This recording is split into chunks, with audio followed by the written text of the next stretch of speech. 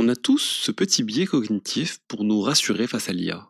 On se dit, ok, les IA actuelles sont incroyables pour générer du code, pour écrire des textes, pour créer des images, mais au fond, elles ne font que recycler ce que l'humain a déjà inventé. On pense que la vraie créativité, l'étincelle du génie, la découverte pure, ça restera de notre domaine. Eh bien, préparez-vous, parce que aujourd'hui, ça vient de sortir. Cette certitude a volé en éclats. OpenAI vient d'annoncer qu'un de leurs nouveaux modèles n'a pas seulement assisté des chercheurs, il a résolu de manière autonome un mystère vieux de 80 ans. Il a réfuté une conjecture posée par l'un des plus grands génies de l'histoire. Aujourd'hui, on va voir comment une IA a cassé les codes de la recherche. On va comprendre ce problème qui a l'air si bête qu'un enfant pourrait le comprendre et le dessiner, mais qui est si complexe à résoudre. Et on va voir comment cet exploit prouve que l'IA vient de franchir un cap hallucinant, celui de la création de nouvelles connaissances scientifiques. Pour mesurer la dinguerie de ce qui vient de se passer, il faut d'abord rencontrer celui qui est à l'origine de ce problème. On va parler de Paul Erdos. Erdos n'est pas un mathématicien normal, c'est une légende. Imaginez un homme qui n'avait pas de maison, qui n'avait pas de femme, qui n'avait pas de compte en banque, qui voyageait de pays en pays avec une petite valise et qui débarquait chez d'autres mathématiciens en disant voilà ce que j'ai à vous proposer aujourd'hui. Et il leur proposait des choses complètement hallucinantes, des problèmes, des idées. Il a publié plus de 1500 articles scientifiques. En 1946, Paul Erdos pose un problème. C'est le problème des distances unités. Et la beauté de ce problème, c'est qu'il est visuellement hyper simple. Imaginez une grande feuille de papier blanche. Vous avez un stylo et une petite règle qui mesure exactement 1 centimètre. Et le jeu est le suivant. Comment placer un certain nombre de points sur cette feuille pour que votre règle de 1 centimètre puisse relier le plus grand nombre possible de points entre eux? Regardons ça. Si je vous donne 2 points, vous les écartez de 1 centimètre, ça fait une liaison. Si je vous donne 3 points, comment faire? Facile, vous dessinez un triangle équilatéral, les 3 côtés font 1 centimètre, vous avez 3 liaisons parfaites, et voilà. Mais si on passe à 4 points, on pourrait penser à un carré de 1 centimètre de côté. Ça fait 4 liaisons, mais attention, les diagonales du carré, elles sont plus longues que 1 centimètre. Et en fait, avec 4 points, la meilleure technique, c'est de coller 2 triangles pour faire une sorte de losange et on obtient 5 liaisons. Vous comprenez la logique. Plus on ajoute de points, disons 100, 1000, 1 million, plus ça devient un casse-tête infernal pour les imbriquer et maximiser ces fameuses distances de 1 centimètre. Erdos, avec son super cerveau, il a imaginé une disposition spéciale. Des points alignés sous forme de grilles carrées. Il a publié une formule mathématique pour calculer ça et il a dit au monde entier, voilà, je conjecture que c'est la limite absolue. On ne pourra jamais faire croître le nombre de liaisons beaucoup plus vite que ma grille. Et pendant 80 ans, le monde académique a dit OK, amen. Des générations de chercheurs ont essayé de trouver de meilleures formules sans succès. Tout le monde pensait que la grille carrée était la forme ultime, jusqu'à aujourd'hui, le 20 mai 2026. OpenAI testait un nouveau modèle d'IA généraliste, donc un modèle conçu pour les raisonnements complexes. On peut voir ça comme le successeur de GPT 5.5, c'est peut-être le 5.6, le 5.7, le 5.9, le 6, on ne sait pas. Ils l'ont pas entraîné spécialement sur ce problème ou spécialement sur les mathématiques.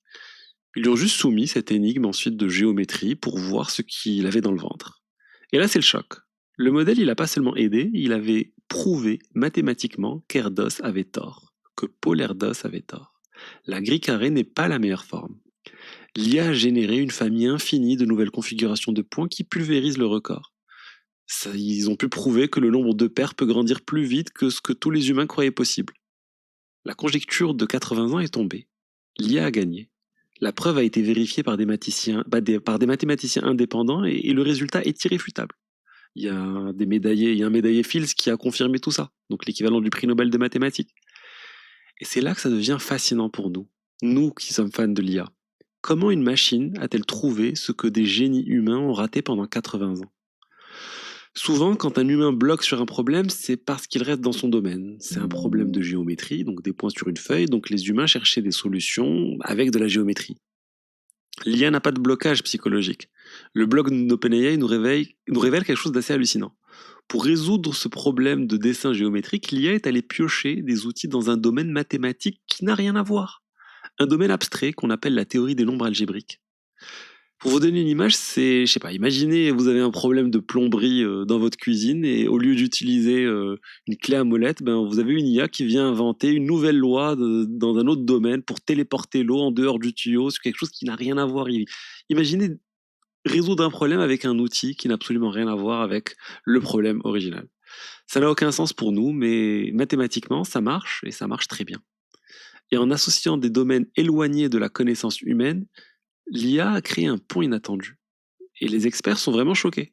On a Harold Shankar, l'un des meilleurs spécialistes mondiaux des nombres, qui a déclaré que ce document prouve que les modèles d'IA actuels vont bien au-delà du rôle d'assistant. Ils sont capables d'avoir des idées originales et ingénieuses. Alors, si vous vous intéressez à l'IA, cette découverte, c'est vraiment un signal d'alarme massif. L'article publié par OpenAI ne se résume pas à un problème de points sur une feuille. Ce que OpenAI nous dit, c'est regarder de quoi notre modèle de raisonnement est capable. Il peut vraiment maintenir un fil de pensée extrêmement complexe du début à la fin. Il peut connecter des idées issues de domaines de connaissances totalement différents. Il peut produire des découvertes qui survivent à l'analyse des esprits humains les plus critiques. On a Thomas Bloom aussi, qui est un chercheur qui a analysé ces résultats. Il a dit en fait que l'IA nous aide à explorer plus pleinement la cathédrale des mathématiques que nous avons construite au fil des siècles. Quelle autre merveille invisible nous attend dans l'ombre?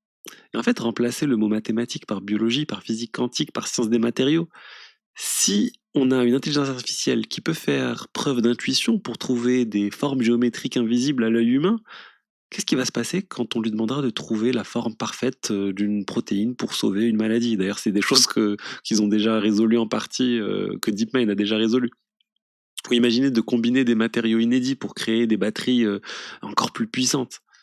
En fait, l'IA devient officiellement un partenaire de recherche à part entière. Elle fait pas que lire Wikipédia pour nous faire des résumés, elle crée vraiment de la nouvelle science, elle fait progresser le savoir humain.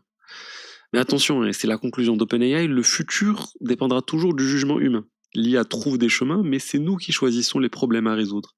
L'expertise humaine devient vraiment plus précieuse, pas moins. On a besoin de personnes pour guider ces IA, pour savoir où chercher, là où il y a le plus de chances de trouver des solutions. Et ce franchissement de palier vers l'AGI, donc l'artificiel, enfin vous savez cette IA générale qui serait capable de tout résoudre ou qui serait vraiment au même niveau qu'un humain, c'est c'est assez dingue en fait. Je voulais vraiment partager cette news parce que je trouve ça complètement fou. L'IA vient de passer juste d'un générateur de contenu à vraiment un découvreur scientifique. Et oui, c'est OpenAI là qui a trouvé ça, mais il n'y a aucune raison que ça soit juste les modèles d'OpenAI qui soient capables de faire ça. Je suis sûr qu'Anthropic aussi a la capacité de faire des choses très similaires avec leurs modèles, que Google DeepMind aussi, ils sont capables de faire ça. Ils vont sûrement tous se lancer maintenant vers cette approche et essayer de faire des nouvelles découvertes scientifiques. Il y a eu plusieurs tentatives précédentes de faire ce type de choses, mais à chaque fois, on se rendait compte qu'en fait, le problème avait déjà été prouvé. Là, c'est pas le cas, c'est vraiment quelque chose de nouveau. C'est quelque chose qui n'a jamais été prouvé. Personnellement, ça me rend optimiste. Ça me rend optimiste parce que je me dis que l'IA va peut-être nous aider à résoudre des problèmes beaucoup plus complexes. Là, on voit pas d'utilité concrète directe à ce problème.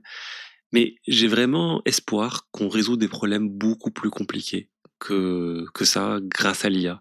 Je sais pas, des problèmes, voilà, le manque, le manque de nourriture dans le monde, enfin, les problèmes beaucoup plus graves qui pourraient vraiment avoir un impact sur le long terme.